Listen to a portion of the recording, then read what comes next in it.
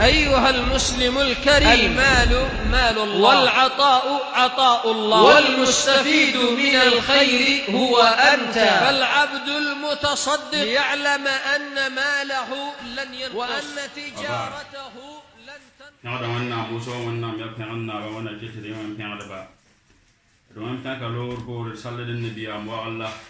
إلى محمد صلى الله عليه وسلم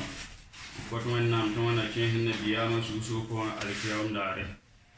لو بور كان سام دم جيل بور كلا جيلي لبور لام تاب تور سوا بور لام تاب توم نبي فان جيلي تي أنا كنت فان يرسمنا ونا رولنا فان تسكى شلا قدر ما أنا كنت شلا رأي يرسمنا ونا كتة الروم لتوم دانك الميم تدا سون سنة تابا Karang ningan lo surat al-Baqarah wa tegzini ngawanna men yele wa bil akhirati hum yuqinun donc duno do tun jikida ulaika ala hudan min rabbihim wa ulaika humul muflihun anna meto ulaika nin kan sarama nimni si wonna min bidigi yele yetabe ne ban consider conseil ne won ton toma on conseil ne bu mil bil te bam me ngaka ne te won ton tom tose le blebe tien terrain un yahne posera le blebe en yakar za kon fontin le man sara le blebe ya nimni siba conseil ne bu ni wonna me siki en combat me ya alqur'ana le blebe on conseil ne ga haram ni si wonna me siki kon ton dam ni si minde ngap tawra wa tawret la linjil la zin ka bamma on ci ka tawret tan ko nabi Musa siki linjil an ko nabi Isa mumin da ma conseil ne fa jil te fa yi wonna nenga wonna ma yete wa inde me yete o le bon mbango wa kam te la har me yasida cinji kibe me ne fa nan ci mi jiki yal wonna am ta to wonna am gel ne fa na tuma mumin da ma conseil ne wotona ila wonna mete ulaika nin kan sarama nimni si wonna me sif ibn sif kan sama ala hudan bamman be kan nuzu min rabbihim yibshabaninga wa ulaika bamdam me humul muflihuna bamdam la tiladaba wona ketede tiladaba wonna mete ala hudan te bamman be kan nuzuga ala bonete harful istila san yete harful istila mi yawfum be bumjugo wani rambe abon zam de ju dan wannan ba hamta kannaga ninningan kannawa be kannaga ju tewa fa me sa to be bummu ju fa kamelem ne bummu wat fa billa fo ni alana donc san mi gam de bummu wat fa ni alana mi gam te fo mi bummu jilla fa jille buli gam te kannaga rek da fo yi mana kangan chen mana kangan yi mana kangan chen mana kangan mana rambe zinin fa fo be kannaga ju kannaga na telefon chen la ma menan ka woto ne ye san ya menon wonna mennam to be menon ko ke to be menon juye bala menon ka tun wuli fo ba fe san kan na harak fo ila wonna mil alqur'ana pont wa inna wa iyyakum la ala hudan aw fi dalalin mubin anta kan naga jini wonna mete fi dalalin mbe kanno ko ti wuli gam denen sa mbe menon ko wuli dam denen sa be menon ko ya wa be bunjunun ko ta san do wani no men woto na kane ba fa ya wace limbe likuwa yalla wannan mete bala man kasaba sayyi'atan wa ahatat bihi khati'atu tinin ningan wa to zunuba ta to mena tum tutun re bin jiliga uligam to tum tete sa to gon jili fo be apon wa fakane ba fiye le kanna wannan mete na san wa to an kan fa aso be kan ne ju kanna ya wa bon sam daga ta aso be kan ne ju awonna mete bamdam moto bammen tilra wona kettedi tilra daba adnim ni men tilra alkiyam dare bammen pamad arzana wata to onta alkiyam da to sinni sin kay arzana fa fakatira ella wonna mete qad aflaha almu'minun alladhina hum fi salatihim khashi'un walladhina hum anil lagwi mu'ridun walladhina hum lizakati fa'ilun walladhina hum lifurujihim hafizun إلا على أزواجهم أو ما ملكت أيمانهم فإنهم غير ملومين فمن ابتغى وراء ذلك فأولئك هم العادون والذين هم لأماناتهم وعهدهم راعون والذين هم على صلواتهم يحافظون أولئك هم الوارثون الذين يرثون الفردوس هم فيها خالدون. ونعمت قد الحقيقة أفلح المؤمنون مؤمن دم تلغما زيكانا ونعمت مؤمن دم تلغما ونعمت أشهر مؤمن دم سيفت نبا بانغ ومسان بانغ سان سانتو تفهم مدرو من نانتين 15 بوين أمتنا تلغد بالكيوم داري ونعمت مؤمن دم يأني ونيت الذين هم في صلاتهم خاشعون مؤمن دم نمني سبتو صاتهم بقوسوا بياه دماني ومينجي بام تيمو توننا يالسان بوسا نام نين تور بام داتن يالسان سوهني نابا يانا نام هجيل فانجيل نابا بهم تو كريم دي رمين دي دوني كامي نافا صاتهم بناب تاوري فيالا يتون نفهم بندن كان تاوري لسيا دمي تفاسان واتون يالهون نام تاوري نام بوسا بفان يكم منا لفاون زويرا لفاباتو شيطان راري نفو شورا فسيادة إن يالساني يلكانا تبالا نام نين تور فانداتين يالسا أكانا بي يريمي دون يا نام نين يا نام هجيل فانجيل نابا لسيا دم تي أدم بيو دوسان ويالسا بوس هون نام بوسي باي دوني جيل فانجيل لا سوروا دونوا يال جيل فانجيل لا سوروا يسين دونوا يام لو بودا فانجيل لا يسين لا راتا حد بومبا فاي أتا حد وان نام يلي لا تا حد وان نام أرسنا يلي لا تا حد وان نام بوما يلي dafa sawato be alhal kan fo migi dame te fan ya wonnam tawaren nan sohna wanda fo migi dam te ko son sa ya son la ma san wo migi dam te ka woto ne fo migi da fan te yal habala ay on wa ko sen sa to san wa so fo to fan po za fara karibiya la sara fa karma surgo fo ke mi fan na yele fo nyima me fo men na po sa fan kan ko men na chela fa kale mi sura ninga fan karam po sa ko ye donc si ada me te ne san na pose ba yo ka men ngam pose yi duni yal jilla fan suri en taka wonzo ya ron wa shuri se bala wannan sifa mu'min dan man yati mu'min dan man nimni siba alladhina hum fi salatihim khashi'un arsan wato on be ko so on fa je tamande sai wato wana kete de man zata ba ilmim te nabi am sahaba on ta salman al farisi aylam te wonton to muhammad sallallahu alaihi wasallam yalame ayata as-salatu mikyalun te ko so wa baskil dan man yato to pusga wa mabara mimi magade kirama ma magada ko da tariya to tuma pusga mi yawoto na la mani ninga wanti pizza pusga luwi pizza yer somnan kwa la yata wa man taffafa faqad alimtum ma qala Allah fil mutaffifin la mani ninga wambo wa pusga hakika yam mingami pulum yok ninga wanna man pulum no bo do bala wanna mera alqur'ana ko ya tuwailul lil mutaffifin tiwi be be me bo do ba dan san ye tiwi be do ayama na yi te moy manyakada wi be be ti halak ya halkire wailun bi mana ya halkire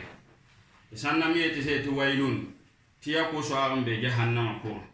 te jahannam men goto ko so ko to gundum in yi ko so kanga woto na men ngasable ma wonna be tiwi be kanga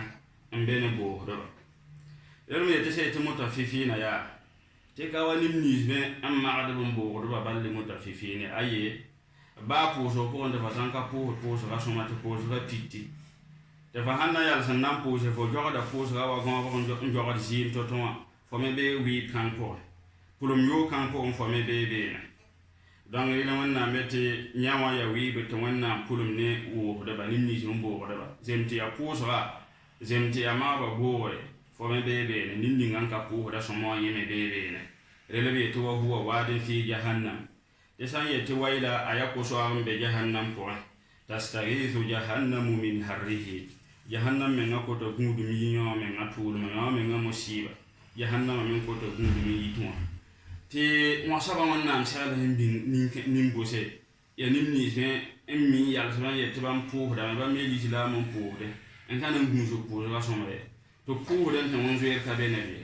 te mi wa po sen kamira ka to bon po re don ya bam dam mala woto sai woto bon na mani gudu te pa min gum hel kan soma e mi mi nabi muhammad sallallahu alaihi wasallam tar hadisi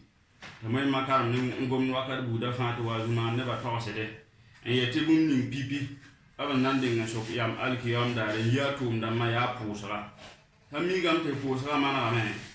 a tudum dam san nan be bene ti kapida wannan piri da wannan ya fa don kuma la ma san mi gam te voisin ma pusra a boban te en kella jilfa gilla wan karate banda je te pusra kapida ab ka wi gidan da be je fa tumbu da faare rele sanna je he Abubakar Siddiq wa amba dunya mana wasiya en sala Umar yati ya foma Umar ban san wannan tara hake ce zuwa ne ba yumo li hake kan ga wannan kare da minto ye to le ban san wannan tara hake da minto te zuwa ne ba wannan kare da yumo don hake kan sai ba ya pusa ilmi tu yum puso be me minto puso be me minto puso ala bo yele fajira zafara la sara bambo to na ba hati zinga so wat fanam puso bambe donc ya wannan hakiram tu zo yam tin winto sonra wakat ne am sera don konyenna yung hakiram ma me labo yung hakiram ma la ma'riba ne sanfa donc bam me fasara don fon bam wakata zingi faro yiken de yung ko zo kan to ko winto ende winto ko zo kan to ko yunge te fa samano to wannan makarate lo le bam bang Abubakar kelen sala sala ne to bang to wannan kare nin nafila sanka sabawa yi game yal hanan wannan farida mim nabiyam wannan mel hadisul kursi ko ti yam nan ka pena mam wan ne tudum ninga tete yin non lam ma wannan ninga yin ma wannan man ninga ti farida zo amre dan fa sanka ko wannan ma farida soma e ya lo yi kenti ya ne nafil da maji bo ban ta wannan karat fa nafila inti ya nafil buda fa gille wa tarawih ha wato waten jahamte ninni ngame ngawoto ferila pos ba dabar ta yikente wen no kwem tarawih pora araka dama sore ya toto te fo men nga ferila lan kamana fo yimam de fo ferila lan kamana fa nafila ba fo zaba toto ba fo pusa toto wannan karata donc Abubakar sala Umar yel woto donc no ya bon no ya wuli te ba ne diam sa habsa abra chenga ferila yelle pusa wakati ngoyelle brakarim ne kadhalika Umar no wambe puso hapo wonto bakonsa Umar woto no ya Umar sorwa me kale to man bafe temne ba jilfa jilman sholna Umar to bona ne den sobre sambo na woto kaneke de to bolo mbona makon ko le ne sanna wa ya sanmi tiambo na Umar ka kila ya betin rena puso la yelle jehe te sanne ananike aban te puso ne ta as-salati ya amiral mu'minin aban te posa ya loto Umar yire rame an yi goto le ta as-salat ya ta as-salat ya amiral mu'minin aban te posa ya loto Umar ya sana an ya sala ya li ma han so kunne ba ta as-salat te poso Umar ya loto ni yike sinni la yani ya te bangete ne katat pri l'islam na point ne den mba poso ya nedan ba poso l'islam nga pon fa asawa katar poso e poro Umar no ame yi ke kelen kontinna poso ta tizima yitu otone donc nabiyam sahab sallallahu otone yare le nabiyam Muhammad sallallahu alaihi wasallam ya la tasubbu ashabi walau anna ahadakum anfaqa mithla uhudin dhahaban ma balaga mudda ahadihim wala nasifahu nabiyam Muhammad sallallahu alaihi wasallam ya lamtiran tu imam sahab sa koy rapport imam nabiya Muhammad sallallahu alaihi wasallam sahab say bati yam yem kan fa gilla sa ende ka arzakan karibiya sanam enzem wa uhutanga nimnize wannan ma nimnize sel son tabta kama ka mi uhutanga zem todo wannan san lo kan fa sanam tizem wa uhutanga tare kan man sara akata ma nabiya sahaba ndik muddi kiwo to ne karibiya kaman muddin man saraye nabiyam go mo to hanwa ba hayati ba mudda usuk ne ngakataye don jehena Umar to ni nga Umar yikin posa le ton gani juza ba ninga ba hadan de ton ba posa ngani ngusinyi fajiri ya juza ba ninga jugan za ba halte ton wani ri de fo yikin de soma wani shubti fo ton fure yeme ngawo to ta ka ton ba hamta fo ba posa jehena biyam sahabsa toni ne juga ambe wala lamne fa dilla akare ne posray ayi kama manona ayi kama pose dan wannan me da mate mumin dan manim ni zen tilaba wannan me yace kad aflaha almu'minun mu'min da ma tilga mo sifla woto aw sambe posra ko kare ne posra alladhi yatu walladhina hum anil lagwi mu'ridun mu'min da male nimnis ba ab san wato nya yel zal fa ab lakada men ngamba yel zal ya ko ya yellan katar nondo zemtia ne dun zi so vite so katar nondo zemtia rim zi zem waya bumun katar nondo har wato tan wannan min gida yel ni ba jilla fa jilla moyim sanna bon nalam te law ke bala yellan katar nondo mu'min da men nimnis ba objet ba yel kensa wa wannan min لأن من انتظام تصمص نتاوى سورة البقرة آية مسابية أولئك على هدى من ربهم وأولئك هم المفلحون نقول تلقدبا يلمنا نقول وانا من لبن سفمو من دم سورة زينة سورة المؤمنون دون تند المؤمن دم سف قرآن كورارا كنت تنكفا من دا سهنا نبان باسي dangan nan kenan yi ka zini na tunda ya alhazama wala wannan melam dumumin damma abiyanin ni swa alladhina hum anil lagwi mu'ridun abiyanin ni sir to sawa to nya yel zalo to yellen kataru ngodo ablaka da man bahayel kanga kapina de yel kange ayla wannan bel alquran ko sa'an muhammad la sa'an muhammad ko ron sama sonro so won sawa to ngom ni biya muhammad fa يقول زمان لهم قمنا كان يا محمد وأن يتوى إذا رأيت الذين يقودون في آياتنا فأعرض عنهم حتى يقودوا في حديث غيره وإما ينسينك الشيطان فلا تقعد بعد الذكرى مع القوم الظالمين أيت محمد فسوى ينمي زمان كانت مع آيات قسم فأعرض عنهم محمد بوبا له من نان كان سارما حتى يخوضوا في حديث غيري هل تبغون فحزنا إذا وانا ما آير ما سبوتو كان بيام آير ما سبوتو لوانا كان سأل محمد يتوى إما ينسينك الشيطان وانا من جد فوتو راتو من كان سار ما يا نمني في من زمني اليال ساتوما شيطان سواتو ما تفهمي واتو زمني كان سار ما فتين رلو ورقور بويكي تمنى سعله لم تويكي الذي يلزال قسم لنا واتوان سابوت ودينا لو سابوت الدين يلا لو سابوت القرآن لو سابوت تنتو محمد صلى الله عليه وسلم ثم واتون ما سوتوني الكان نبيمه وانا واتون سابوت المهم نمنيش من تعرف دين يلن تاهد يعني لو سابوت الدين بسيوتو تبكتا توما يانا باو دين يانا زن دين وسغا فانا واتن تجام دي الاسلام لبزي وتونن تي انا باو دينا يا نا باو نيس مي انت ري دينا يدن تاهد زانغر موي ما بور زامسن نام خوا بام دام وتو فان جلنا لاغون وكوسي نوانا ميتي محمد زين كان سارما الاسلام بودا فام سغدن زين زان زيكان بودا زيني زين سانت دب موي ما لبسار الدين لبسابوت الدين الإسلام بودا فانسا دن زويمن زانزي كان سوتول يلا ونام دبن الآية هنياسا توقد نزل عليكم في الكتاب أن إذا سمعتم آيات الله يكفر بها ويستهزأ بها فلا تقعدوا معهم حتى يخوضوا في حديث غيره إنكم إذا مثلهم ونام بيتي حقيقة بشيك القرآن نكون ياما أن تعصى القرآن كما te yam san wato ngom to saboter wanna ma aya zini siba le chi hid wanna ma aya bira zinni ma ni nin kan sara mai hal to wato en tek chansa donc nin kan sara mo do san wa zin pa wo dina le tu dina ta damma le tu nim ni zen ta re dina yalan ta hada fa san wato won zin ki la dan tene ba ma no do fa me la min zifa innakum idha mithluhum fo ne bam dam ma zunu ba jilla fa jilla yemre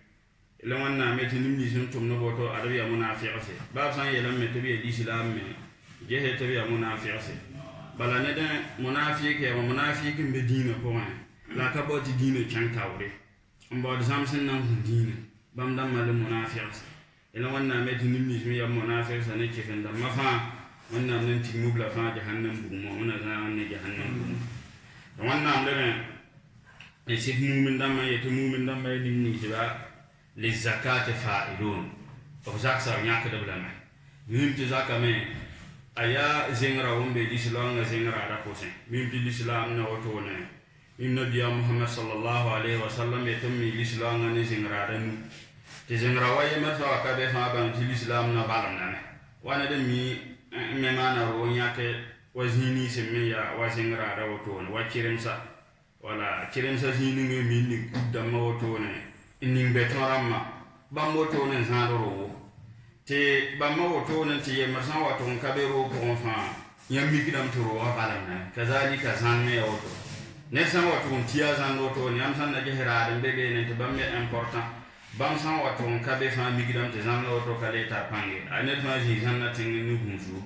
ka mi wa ka ninga zãnd na nao dɩn dib ye kazalika lislaangã me ya wotone wẽnnaam maana pileerã manu n kõ lislaangã tɩ bãmb pileerã manu a wotone tɩ yembr sã wa tʋg n ka be ned lislaangã fãa bɩ bãmb taa soaba lislaam kalmã n yi pileerã manu wã pʋgẽ ya zaka yẽ zaka yãk n kõa rĩm tɩ wẽnnaam n gom alqur'ana pʋgẽ zaka yɩlota ya wʋsgo sõor wʋsgo wẽnnaam dɩgda lame n lagem ne pʋʋsga yetɩ wa aqimu salata wa atu zakat aya kãensã woto n be qur'ana pʋgẽ ya wʋsgo tẽe tɩ d n yalse ne pʋʋsga le yãk y zaka n kõ tɩ b yetɩ aya rãmbã tãab n be siga ne aya rãmbã tãabo tɩ wẽnnaam ka reegd yemme tɩ ka yɩ na a tũud n taa ye b yaa tãab wotone le tãabã me tũu ned fãa tũuna a to sig donc sãn na ges naaga taab tɩ leb yoobe le fa sa wa tʋg n maan yembre wẽnnaam ka reegd tɩ yembrã sãn ka be beene yẽ me ya wẽnnaam n yel alqur'ana pʋgẽ tɩ atiu llaha wa atiu rasul tɩ wẽn lu tũ wẽn tʋm tʋʋma sã wa tʋg n tũud wẽn los ka tũ wẽn tʋm tʋʋma wẽn ka rat f tũudmã fo leb n tũ tʋm tʋʋm me los ka tũ wẽnde wẽn ka rata dõn yiibã segd n naaga taaba n paasd yaasa yaa yãmb menga tẽ tɩ rãn yals ne pʋʋsga le yãk zakã n kõ tɩ wẽnd sã n kõ tõogo donc fa sa wa tʋg n yas ne pʋʋsga tẽ tɩ rãn yals ne pʋʋsga tɩ wẽnd kõ fo tõogo tɩ fa ka yãkd zakã n kõ tɩ bãng tɩ wẽnnaam ka reegd f pʋʋsga kazalika fo na leb n yãkd zakã n kõ sõma tɩ pʋʋsga ka be wẽnd ka reegd f zaka kũuni n paasd yaasa wẽnnaam yetɩ anishkur li wa liwalidayka pʋʋs maam wẽnnaam barka tɩ f pʋʋs f rogdbã yiibã barka tɩ bala bãmb n yɩ sababo n wa ne fo mi yi dũni wã n kẽng n ya rɔ wala bãmb n fo ma wã n dɩk fo pʋga hal n wa tʋg n dɔg fo n me sã fo tɩ fo yik n ya ra wa donc sãn na n pʋʋs fãa bʋs pʋʋs wẽnnaam barka la f pʋʋs f rogdbã yiibã barka tɩ fa sã n wa tʋg n pʋʋsd wẽnnaam barka la f yĩm rogdbã yiibã barka yella wẽnnaam ning n fa ya sõm zɩta fo leb n pʋʋsd rogdbã yiibã barka la f yĩm wẽnnaam yelle wẽnnaam ning n fa ya sõm zɩta ya rel wẽnnaam سعد محمد يتي خذ من أموالهم صدقة تطهرهم وتزكيهم بها محمد وري نبا أرزكات يا سار نبا من تيم أرزكا ويا أرزكا نين بود فانجلي زمتي دينا زمتي رومسا زمتي قودا فانجل زاك ديرين وان سعد محمد يتوري يدع نبا لو لبن يدع نبا أرزكا نبا أرزكا بلا زكا وتو تفسان كان يكتا بان تفا أرزكا يرين لزكا وتو نتكر أرزكا ala to wannam le gon koda yelle to wa atu haqqahu yawma hasadihi san ya koda yam chin dara ni yam nyakada san le be rumsa me tara al kadar dam de fasanta na nisi to wa tonta al kadar kanga fa nyakada zaka san le ben tara rumsi to wa tonta al kadar kanga fa nyakada san le be yum me woto kazalika koda me woto ala koda le yete ya khamsat aw shuke ti ya waska ba mugnu san wa ton kompa me fa nyakada zaka le waska yemar fa neba jeelam ta tara wa sawal pisobe sawal la mele yete sanjem sawatun bitla game sankele mane nyakci be fa nyaka kamante kele zemwa bitla ga nora va ya sawal donc sawal le waska yemar fa tara sawal pisobe donc sammi kam te woto wuli kam te waska yemar fa aya wa yolo biligri donc ya wa fo me san watun ko te fo me ko da tawa yo nenu be zak be bene te fo me na yakun tebala wẽnnaam kulma nimnis me yãkd b zaka tɩ bãmb dãmb n na n kẽ wẽnnaamã yol-soapẽ alkiyaam daare bala wẽnnaam yetɩ wa rahmati wasi'at kulla shay fa sa aktubha lilladhina yattaquna wa yu'tuna az-zakata walladhina hum bi ayatina yu'minun wẽnnaam yetɩ bãmb wẽnnaamã yol-sg gurga bũmb gilla fãa gilli tɩ bãmb wẽnnaamã yolsga bãmb wẽnnaamã nan dɩk b yolsga n kõ nim-niisba n zoe tɩ b wẽnde wẽna ket tɩ dẽ wẽn zoɛtba lobd leb n yãkd zakã n kõtẽ la nim-niis bẽn leb n kõ tɩ bãmb wẽnnaamã aya rãmbã sɩda bãmb n na n kẽ bãmb wẽnnaamã yolsg kõ alkiyaam daare le ni men kan yaka da zaka an fata wannan kulma ni kan saran mata nan kin guma alqon alqiyam da bala wannan mai wailul lil mushrikin alladhina la yu'tuna zakata te webe bene ne chefendamma me ni ngote ni men kan yaka da zaka yi lisi kan wuli gamte l'islam buda fa sera de yaka da zaka fa ya l'islam buda fa tan wan san ko ton fa sera de yaka zaka te bala ba zaka kan yaka de aya chefendam sifo le wannan mai te webe bene chefendamma webe bene ma Ibrahim ya ni men kan yaka da zaka wala rele ya ta hanne ya chefendam men kan yaka da fa moyem sannati ka aya kan ya ta hanne ya chefendam men kan yaka da zaka san wato ta alkiyam da fa wannan nan yako da ba zaka kan yaka da donc comme ça y l'islam men kan yakada ba fa na cin arsana rin wannan nan fo alkiyam da to bala wannan mete yawma yuhma alaiha fi nari jahannam fatukwa biha jibahuhum wa junubuhum wa zuhuruhum hadha ma kanastum li anfusikum fadhuqu ma kuntum taknizun to bala wannan mete l'islam ni men kan yakada zaka ba sa to da alkiyam da sanna je tuma za ni men kan yakada zaka ya ta ala san yalla sa boto ne lebam dikab arzaka woto ne mantale go bugum fer nguma ko soma on wari kan pa ni kan sara mapaya pa ha jibahu monna metona passe obilasa le lebam dikam passe bloa le passe paya sam pa ha le malakara mayniya hada ma kanastum li anfusikum wa ya bumni ngam da dingin ko yin sa san ya woto runna woto bi le meya bumni ngam da dingin da kan yakar zakat dan ya wato ne kazalika sannan da mai jihnabi ya Muhammad sallallahu alaihi wasallam wakan dingan nan tuma muaze can yamane enti to saba megete be ne ba dina yala ene biya me lam te ya fo ma muaze ban ko fan kenwa ya limni shiga iya yahudan lana sa kalma libum ni pidi fan nan te mane udhum ila shahadatan la ilaha illa allah wa anni rasulullah fa hanken bo bolo ba to wa ko sen nan wande bo ye monde le tunwande le sakte so na tunti le kasan kan wande le sakte mam ye won ton kuma le san sakun tu fo to buwile to wanna mana ko so ga fa ile nuwa ti ya wajibin so ba fajil la za falla la sallama hadib la sanfo fi kulli yawmin wa layla ya yung la winto la yung fa ab san sakun tu fo to ne buwile to wanna mana te zaki ya wajibin so ba te zaka me abrege da zaka mi bura kampanya nenga nimni jin tarab arzaka te arzaka ta alqadin ninga be yete fo me arzaka san wato ta alqadar kan ga fanya ka da zaka wala nimni jin tarab arzaka wato ta wato yam dege da zaka dum zaka sam nenga on ko talsa wala zaka me sanna kun ya nimni jin wannan mun ta alquran ko yete innama sadaqatu lil fuqara wal masakin wal amilin alaiha wal muallafati qulubihim وفي الرقاب والغارمين وفي سبيل الله وابن السبيل نبني وتو لمنا ميت وين te shagade nya kaman ko don ya woto don wannan sifa bla woto le moyete mu'min da malabi nimni wallazina hum li furujihim hafizun mu'min da malabi nimni shiba o gungudu taya bimana karike da taya to tutum ni nga wannan men kidai mimite wannan jidara mu'min da ma la jida ne ba jilla fa islam fa qur'ana ko yete wala takrabu zina innahu kana fahishatan wa sa'a sabila wannan metira penere yoba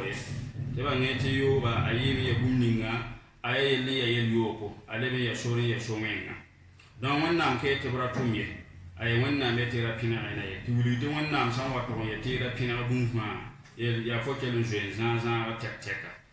te bala ya bon san yete penere ya bon penere ya jeso wannan gida konte da jesai te bala fa san jesai yen nan ta ko to tumna in yete ohra mo kono rai min do nora mo kre en men ga yo wale ya yo ba sai te wannan binin gida an yafa gidi don san wannan me to hora penere on wanti ya sonni nga fa nan ta fo ken tumna bo hora penere zemti ya jeso zemti ya siso zemti ya chansa wanti ya bumni nga dilla fa dilla wannan me lam to je sa ele wannan me to hora penere te bala ye ne ya yo ko alebe ya bumni nga alebe ya sonni nga ya somenga bala somenga ya ban aya sonni nga te nel me san wa te ri kala fa san ga wannan me sonna ayile yibe ne ya to be la mate nin kema e merbi wa en cin zini ngin te bebe to wayla ta adfo bi ga le be be atum no ton to le to wannan san sakana ba sai to le wayla to bi ga tum no ton le to wannan san sakana ba sai to way ti adbiya yo da masala aku jugun en ya ba te te andexon ni ngama san aya so ni ngo san chen fa fa yelen ba sai to le wannan me to wasa asadila no donc il y a le Nabi Muhammad sallallahu alayhi wa sallam par hadith te Abdullah ibn Umar tawse te Nabi Muhammad sallallahu alayhi wa sallam wa yela bandare mrete ya ma'ashar al muhajirin ya yan muhajirin nam sama sai te muhajirin ya ninni sun yikin makancin Madina bamlu muhajirin in Nabi sallallahu alayhi wa sallam bol muhajirin sama ya yan muhajirin nam ma ayati yela numbe to san wa to zarbiyan yela nubi ko yelan ina biya Muhammad sallallahu alaihi wasallam ko do yetele mam mpota wannan bungu ti yele nuoro ko kan yamye ina biya Muhammad sallallahu alaihi wasallam yeliya lam tazhar al fahishatu fi qaumin qat hatta yu'linu biha illa fasha fihim at-ta'un wal awja' allati lam takun fi aslafihim alladhina madaw nabiya Muhammad sallallahu alaihi wasallam yelam ti yoka ben nan hina tanga hal te ne ba men wato on hina bunga bala avenra ma te bammenga wato on tienti bumma men kale ya baafi halan man ta'ama ma han wuli bumma ramma te fasan wato yinin ken sa wato non bo bam ti ya bamma min de ton ka zamana won semani le bundu e kan yel bamme de europa senen han jilla be de fasan wato yinin ken sa ramma wato be fa ban te bamma wato ya tun ken sa ramma o venra la non kadi kati ya baafa ti yel kan wato ne ka ben nan fina zamane kadi be zama rilla mete tin ko ba vener poson banse la bani sin upto adam man da kamir da ka bani si kiba makangan nan wa tarben nan hel le bete na makabe anna mbo maraba la baskil la pesera maraba ya wana bambira so maraba ni mi tawanda mete waylul lil mutaffifin alladhina idha iktalu ala an-nasi yastawfun وإذا كالوهم أو وزنوهم يخسرون وإنما ويل للمطففين ويردوا بين بوهدبا مينمو الذين إذا اكتالوا على الناس بم ينمي بصوت وانشان لبا نغنى تونت معفا زمتي أقودا زمتي كيا كمانا ويا بمني غفا لبنا تمعفا لبن بيهيد شما وإذا كالوهم أو وزنوهم أما سينبا وابنين النوتهم ما نبا وابنين النوتهم بيس يخسرون لبن بوبنا كاربوا وكان نيغا سانا من مان لاسا تي لاسا يبيو تلاني سي بام تارن كان نبا نيغا ماكدا بام من تولاسا تلا مارين سوكي لبدر تسان كان ين لبتار ماكدا لبام تاراسا بنكو نبا كاربي اب توتا نادا ان وينري ها يفا جلايا شاينران تارمان توانا متي نينكن سارما halkarbe ni ninken sarama wayde tuwi be be neba wayda me lebe yete sey tuwede aya halkare wayde me lebe ya ko so ya sa lebe be jahannam point de jahannam me ngako to gungu ne ko sakan me ngako to musiba donc be lam te yel kan me kabe nan hina sama teneba man na woto ne zamma tawa ma ba kusen absa to man yel kan ngari lam to wanna mo ngobla sakko le sanda kan la wanna mumu de ni ma zeninga bala bam sen kata zunula wannan da kan sik wannan da kan ba hante sani bala adam kan ma wakat han men bam men ka son ne sai ala kaman ye ninga wannan men na yol sebe ka yol hatabe la wannan me yol lam hiyam men na yol hatabe to wannan yol sin e so to men tabo to ni yol sakka be yam so kay don wannan men zakra bi yol so ba yam wannan me yol so la sakko mala sa san tan ni ba jilfa jilla halkan na la wannan mete zama yiyala nuwa point te banti zama kaben na yidi wannan ma alkawla leblebe yidi wannan tuntum alkawla rilla mete wannan ma soso la nabbe le bama men kan yiba men kusiye sanna je wa l'islam temsa la woto wannan ma nimni site abiya l'islam ngi sebe ne ma on ko ba to batu yidi wannan ma alkawla katum wannan ma alkawla wannan ma sa albi ninga katum na wannan shohra na bera to bera watan nam hadaba to ba arzaka jilfan jillama na wana arzaka jilfan jillacin na daya mo don ya wato ne نبي محمد صلى الله عليه وسلم حديث نكون دات كان من شاهدا من دليل يبون النبي امي تيوب كواتم هنا تن لم تمنى ندهم تباه مفينا بين لباني سبام من عند كتارتي تدم تودم من كوم باني سبا ينوا ميمتي أبي لمتي إمام الشافعي أواني لمولي نبتي إفو نساؤكم في المحرم وتجنبوا بما لا يليق بالمسلم إن الزنا دين فإن أقررته كان الوفى من أهل بيتك فاعلمي من يزني يزن به ولو بجداره إن كنت يا هذا لبيبا فافهمي من يزني في قوم بألفي درهم يزن في أهل بيته ولو بالدرهم إمام شافعي وصال نبا يتيا يما زمان يوكيني منا به نبا باربا تنبا منا يوكيني منا به باربا تبا نيتو يوبي بومنينا يا سامن تفهمنا سانتون تكينغا فا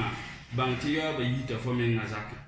bala nuna de fasawa to konti yone ne biya bang te fana yo samna me yo ba me yo na yo ne fo biya bang fasawa to yone ne pa bang tamna yo ne fo pa samna me yo bala woto an wanti ya alhal ninga fa wanti yone ne da bala nuna fa ka to we to fa to ma to kanga imati ya ne biya ne pa ne ma ne ko do ba ne ma biya be fo me kolle de fo me na yo ala woto ne bala yari de Imam Shafi ete bangte tum kanga aya tum ninga ya samne te fasan wa tum penga fa bu bang to yo ba yita fa za kuma bala wala lete bangte ninga wanti tomato kanga ninga wanti wa abang me tumna yo na za ne da bati ya la se bala na man lete sammi gam to fa yam sobiya bo fahmiyel kanga la lebe ete bangte ninga le mo wanti wa bati ya tus ka ba ti ya tus pisobe ya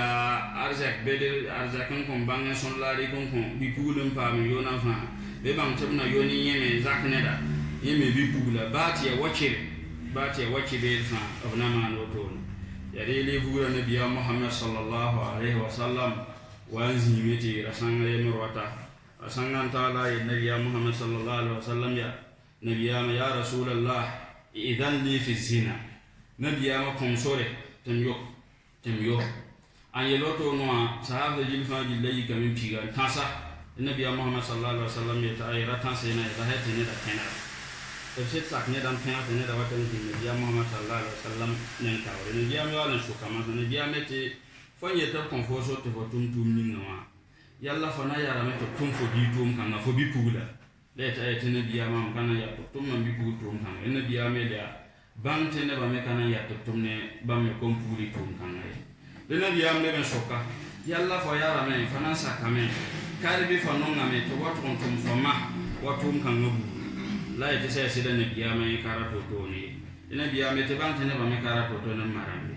le nabi am le ben soka yalla fo sakame fana sakame kare bi fana yara me to watu tum na fo ko do wo to budu le ite sai sida nabi am e kana sakke le nabi am le be to sai woto bo bang tene ba me kayan no ko do ma tum kan ngabu nabi am de so ka yalla fana sakame to manu me bilwoto le tene kana sake le nabi am de sai wodo bo bang tene ba me kayan no me bilinde moto ni nabi am yelo to le ne de sai wodo fa wallahi tuba me kale ko tum kana nabi Muhammad sallallahu alaihi wasallam rekum ni gam fanane da yata allahumma ighfir dhanba wa tahhir qalba wa hassin farja nabi am to wonde ya fe ne de junuba le yile ne de sura le ba hete ne de tungu sa tawra donc ne biame wudi woto ya ban ne biam da tamte ne fa jil ta'sanje ba da fasan ka pa mata yel fote yel kanga woto ne tuman tumna woto aka soma be fa ne na ta'sil la dike la ma ho men ngese ambang tene san woto tum kanga ni bi pula imma kanyo hore yel kanga woto no imma tiya biya ma tiya ya ne bi pula ma tiya ne ma tiya ne pokoba ma tiya ne mebila donc fa men san ta'sil kanga men ngende kon ko men woto ne فمن بعد جيرك دام بحير كانا تبات نت بقول فو دونك ونا ميلا وتوني والذين هم لفروجهم حافظون تمو من دم من نسبا وهم هدب تايا لونا ميلا والذين هم لأماناتهم وعهدهم راعون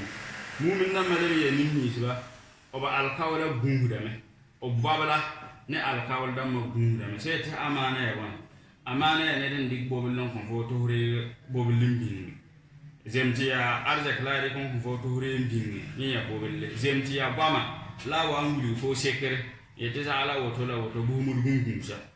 zemtiya ya burkini bu mu gungunsa zemtiya tuma ifan gilla be woni ifan gilla be babla posa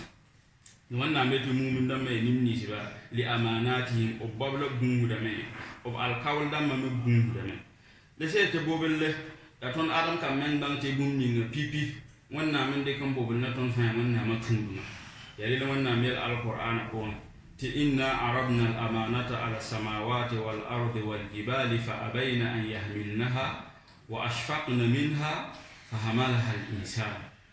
wanna mete bobul la woto sai te bobul me yaban ya dina woto dina yala disulanga yala wanna mete bam wanna man disulanga woto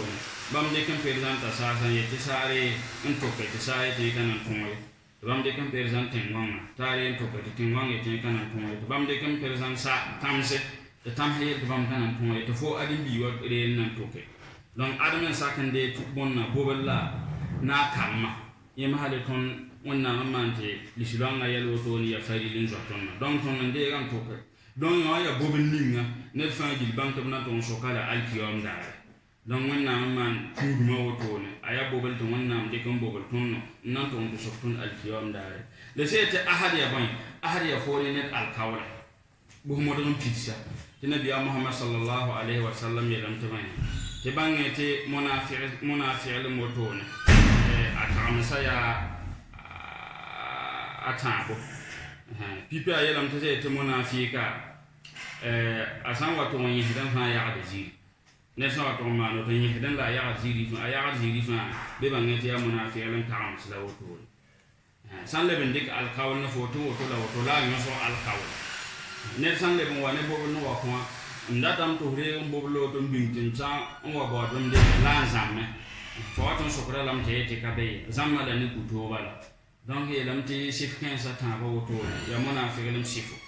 wannan me yati mumin kaman wato ne ti mumin da ma yani ni ba sandik alqawl fa buuda alqawla impidi alqawla don mumin pidi alqawla to wannan da yel kayati walladina hum li amanatihim wa ahdihim ra'un dan wannan mun go mutum da wannan bo an ba su yati walladina hum ala salawatihim yuhafizun mumin da ma yani ni ba oble mun buudo ko ramma ko sawa katara ma buuda la buuda ko so ran kazene ko so ray dan sanna je آية رسمية ونا ميت قد أفلح المؤمنون الذين هم في صلاتهم خاشعون مؤمن دم ينني سبتم سامبر كوزا كوغب جيتا وندي on le wabas inde mo wabas yete walladina hum anna wabas mu'min dam masifa abas am yete walladina hum ala salawatihim yuhafizun oblebi yinni siba ogundu ko ramma adam sambe koosa ko jeta wende te bunga man ne sokal koosa ko wonte sanka wanna mabala oblebi bunga koosa wakatara me en kazemer posray donc posray la akayli yel bili lebi ya woto la wanna lebi aya jinga suratul ma'arij ko yati innal insana khuliqa halu'a idha massahu sharru jazua wa idha massahu alkhayru manua illa almusallin alladhina hum ala salatihim da'imun والذين في أموالهم حق معلوم للسائل والمحروم والذين يصدقون بيوم الدين والذين هم من عذاب ربهم مشفقون إن عذاب ربهم غير مأمون والذين هم لفروجهم حافظون إلا على أزواجهم أو ما ملكت أيمانهم فإنهم غير ملومين فمن ابتغى وراء ذلك فأولئك هم العادون والذين هم بشهاداتهم قائمون والذين هم على صلاتهم يحافظون non wannan ne sifa mumin da matiya wasifran ni zin lo baba bala wannan me yete te bala adin biga o mana lamta ayane ne ya sura samna to ya kana fawsa yel samma na fa kaman shuye ila wannan me te idha masahu sharru idha masahu alkhayru manua idha masahu sharru jazua wa idha masahu alkhayru manua bala wen san wato pam adin bi fa kaman shuye mi dam ta sura samna وإذا مسه الخير منوعا سما سما تون فاما wannan hawa to loka arzaka la ngai ko to nan karatun kai wannan mete arin bi fama na lanta ya wato la wannan met ninni san ka boto illa al musallin san ka po ba bambalan ka woto ne la wannan met alladhina hum ala salatihim da'imun po ba ya ninni ba wakat san ji la po ka po don wa ya ko wakati ya ta tun ko samen ye hinnan nan ba sa woto ne ka wote wakalla wakat san be ko za ko alan hu wakan ni ngal nan to sia man ya ta walladhina hum mu'min na malabi ninni ba fi amwalihim ummi bam arzaka ko haqqum ma'lum hakim bebe tumite bonsa atara hakibene le mon ni meta so ba si oto ne seka men ka bonten amim ti me tara hakibene ta mita da sa loto ne ka final ma mun da wai a yela me kale be ni to fa mi nya kan ta sonna wannan me ta ko ba yawo bam si kan ba wannan si fa ki mu da ma si fa yana me da woto ha yete oblebi ni si ba min adab rabbihim mushfiqun oblebi ya hada sabana na tebala wannan nan na katar ba hangam koy wannan nan na ba hangam ka de ni ha rumna wusote kan sam dan man wazura man gomna yete na biyam sahaba sannan yete ba alkiyam da te bam karre mer to ko be arjana te karre mer nan ta te bam nan katar ba hangam non wannan man nan katar ba hangam eto alladhina hum min adhab rabbihim mushfiqun inna adhab rabbihim ghayru ma'mun don wannan sifran ni si wannan man gom kanwa ya sif kan ba wannan le man gom kana le mo ba sin yete be ni si ba posera o gungu dala donc posera illa kay bila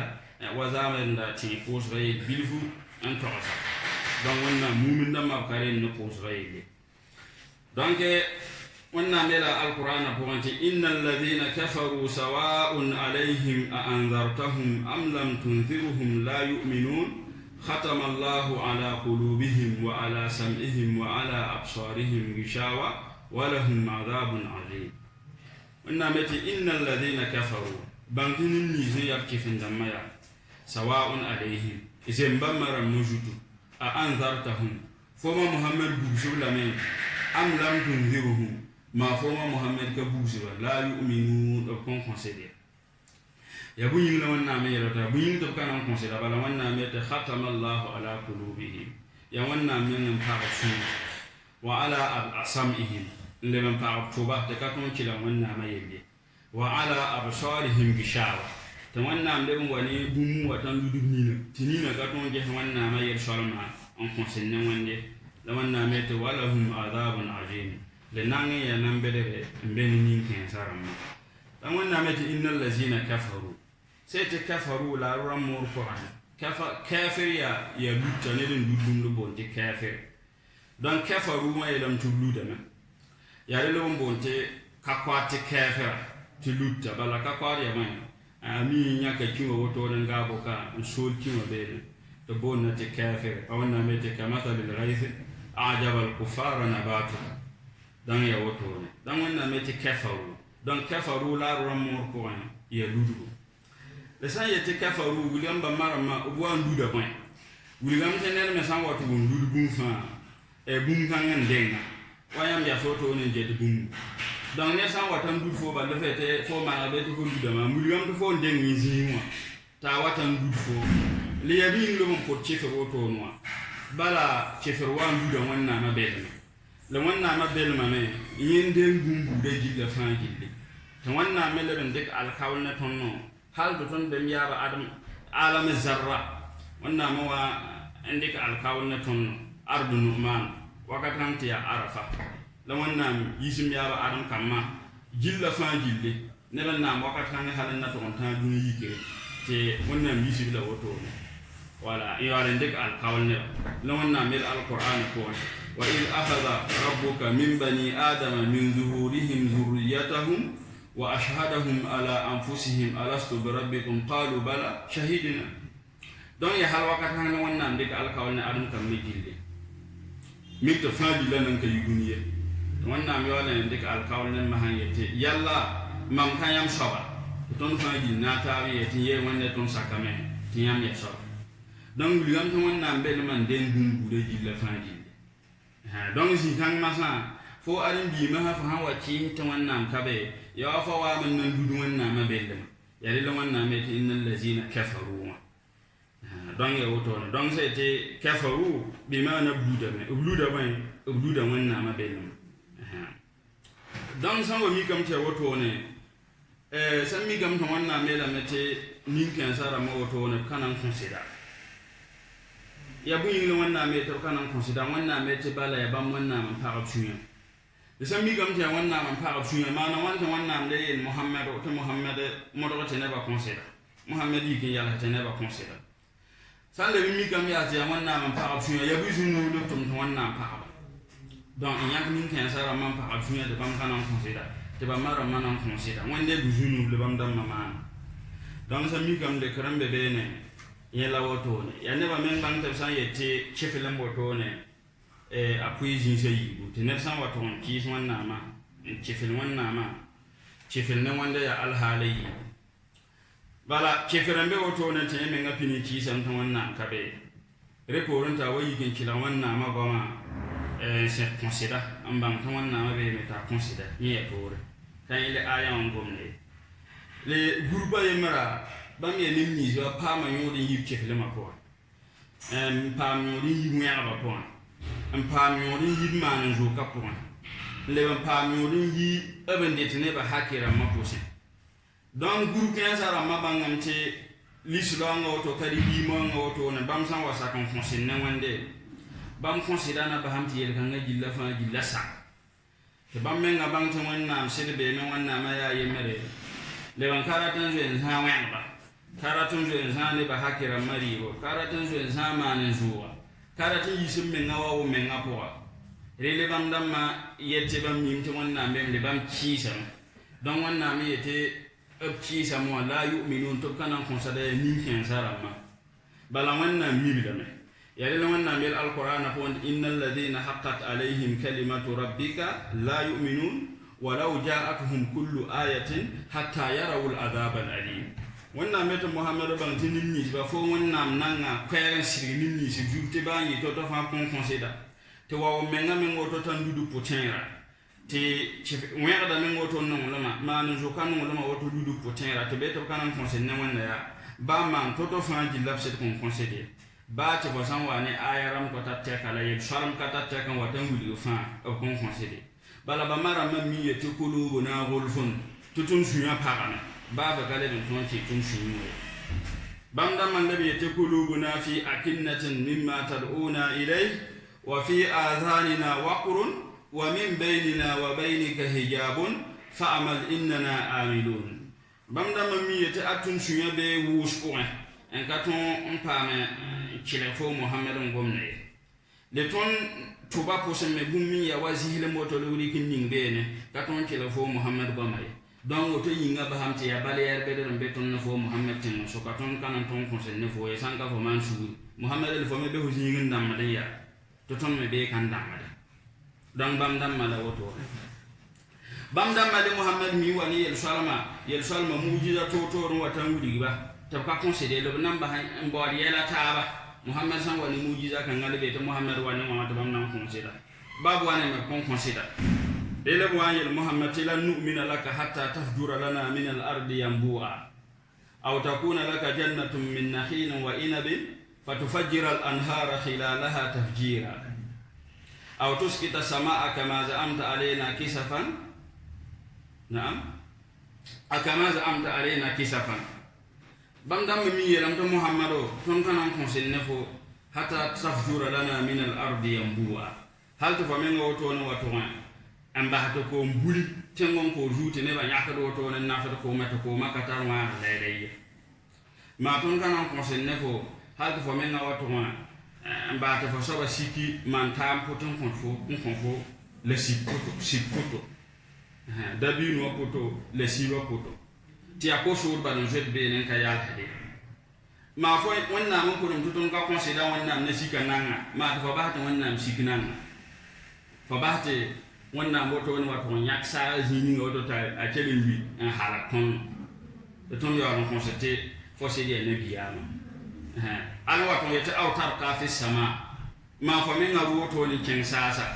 wala nu'mina lurukiyaka le ba fa min asan tun run ken sasa lan nu'mina lurukiyaka ton kana konsete fa ru men ken sasa hal fa wato wane gafo on wuli ton ne yete gafla woto ne mam kenanti yinim sobani ngam wate to mbok karam gafa wuli ngam la woto ne ele muhammad ya qul subhana rabbi hal kuntu illa bashar rasula muhammad ad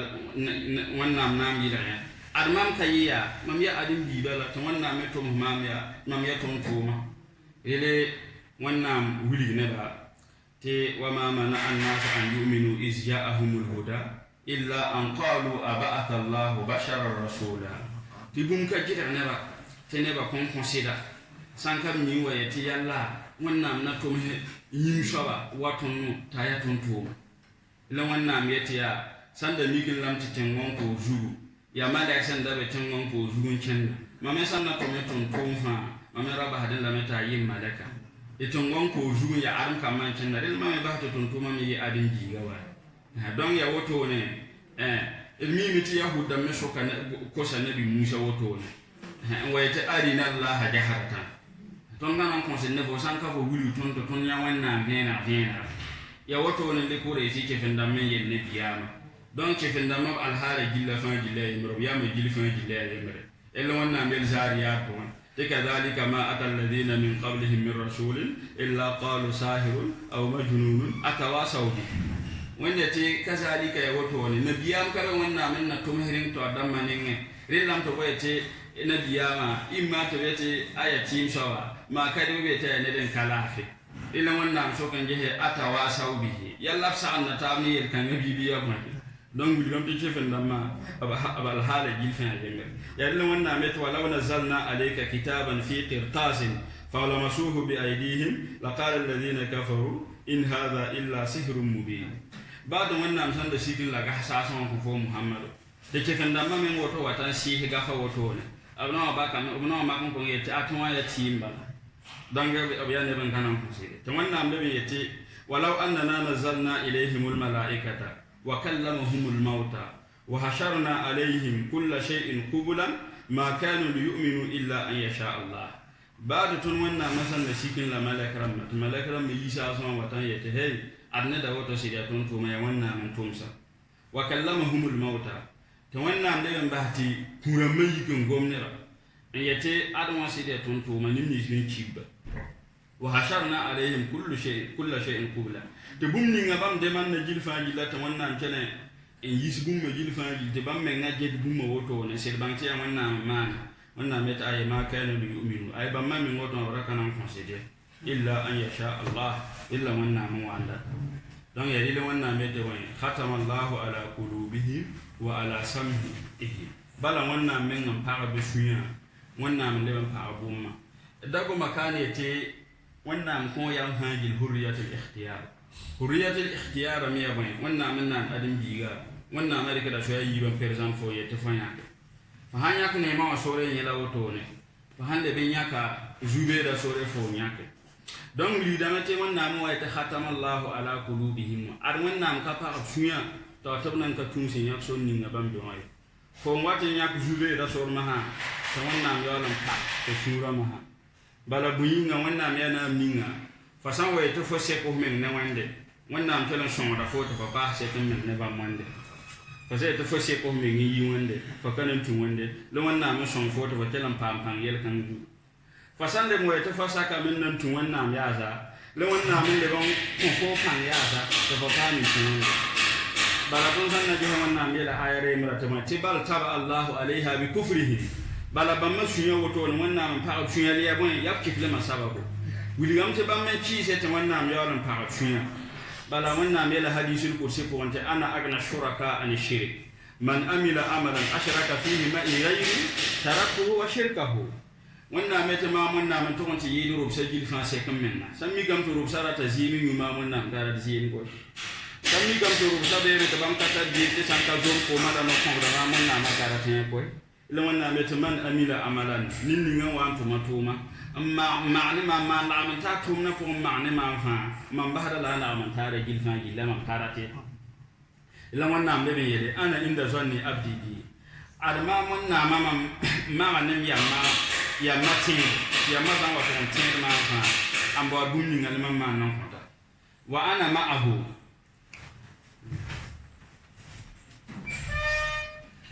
wa ana ma'ahu mam lebe ma nabi amma hina zakarani wa kan ninga yamma watanti ma mun na mai idza zakarani fi nafsi yamma san wa ton ti ma mun na mai la menge zakartuhu fi nafsi lima men ti yamma yelle menge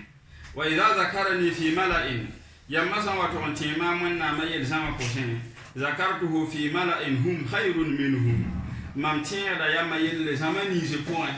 te zama som na mai da yamma ti ma mun na mai zamani je point bala ha wa ton ti wannan mai dunika ne ta wannan ti fo yelle muli malasa miti malasa yelle ma ayida bumma gilla fa yille na ele wannan bete wa in taqarraba ilayya shibran yam sama to pina ma mon te pina da zem sa wa nu yakam noto ne ma mon na pina da la mete pina da zem wa kantiya asan wa to pina ma te pina da zem wa kantiya ma mon na ma pina da la mete pina da min zem wa halu ga yalle gilli la san wa to wa ma mon na ne yam shi ta cinna me ataitu har wala mam wata ne ngane yaabo don ji kan fa gilla ayara mon na mun guride yete ar wannan be ne ninni shi be ne ba wannan da fasan wato on kabe na wannan fa wannan kabe na foye da fasan wato on be na wannan man kon fo panga te ko na wannan ma relation ba panga fasan wato on ci shi wande le wannan men le bon kon fo panga ji kan ya ba na wannan ma no to wannan ma no to nda tingu ton do ton bangne te atundu ba tundu ma kana fa wannan be le le ban bang ya te ci hide ba ci shi ga me ale ben kanam hed wande le wannan be hadisul kursi ko يا عبادي لو أن أولكم وآخركم وإنسكم وجنكم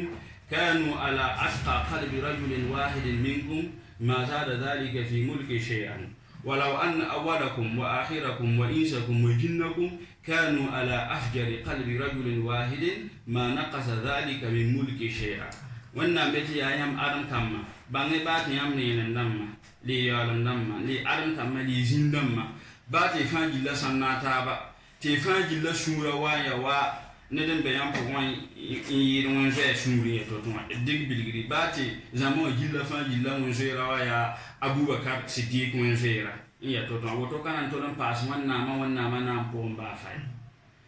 alle be yete bati yam gilla fa le na rata ba ti yam me ngam musiba woto ne yam me ngam ki so ni su ke ma waya wa rawo imbe yam po wan yi ko wan ne shure to to dig bil wa abu jahl ti yam gilla fa gilla shura wa ne ba wa abu jahl shura kon to nan nam so wan na ba fa wannan kelen ta sa gomna yete bange te ba yam jindam ne adam kamali yolam dam ne ne ndam ma ifangi la sande be I goto ne yete na ko sa wannan mata wannan ponet fangi la ndata ta kontrolon bo gumni ngambe wannan ne yi wannan ne wa abiligra ya wa fupi moto ba da bindikenti manona ansal mora non mora ka miti ba fa mani don wannan man manoto yanna idente ne ba banta wannan me ta khatama Allahu ala qulubihim ti ya wannan man para tuya la para to baya yete ti ya wannan men ngam pare to ati ba manan ka kisi wande ayat ni ngam gide oto ya wannan me te bal taba Allahu alaiha bi kufrihim bala wannan men ngam pa ban mashuya ne chefdema dan wannan mete wannan man woto ne de bangete la harame nambe de nambe la haran giada don woto tun san da mi kam ayara ko ayaran muso wannan san na gon fa winna ma min de da mete sam ihim wa absarihim oktoba yaro wani ne wannan san na gon ayaran fa wannan gomna woto ne tuba yaro wani ne don ya bane wannan an gomno woto no yalla ya tubra yinde ma yidni nabi biya wana e sanna le benje sanka ayare mata le wannan wa ngomen digni ne le man den yeme kakaye alkiyom dare rabbana absarna wa sami'na sawato da alkiyom dare ne do wonde ton yame ton wumame la ma dunika wannan sanna gomfa migdam to wannan rengra wummo wannan dengra tubumo awanna mit wallahu akhrajakum min butuni ummahatikum la ta'lamuna shay'an wa ja'ala lakum as-sam'a wal absar zikanga wannan mun ngoma wannan da bende ngatubumo iyalin kimmi wannan dengra wummo iyalin kimmi da ton sanna da benje son roso tobra wumma wate ya mufrade asama linina wate ya jambo al absar bommanti ya wotone donc yel kanga wotone réponse na yi kono wate inshallah mon da sobe wo belamte tahza mo jilla fate son taba wala semaine na poma ya rasma anase nami tene talata arba al kamusa dangi woto ne le abelamte zame dan kapam mana lamtabe tawdamna tuntunu we dilla fa dilla be la mete na lexa non kontun azuna dare te wannan sansa ke te do son ne ba sai woto kota do son konto soma lamtab to so ba na tuntunu be dilli te wana ko bi re ko da ke do dilla fa dilla wana ko ne fa dilla ke ro assalamu alaikum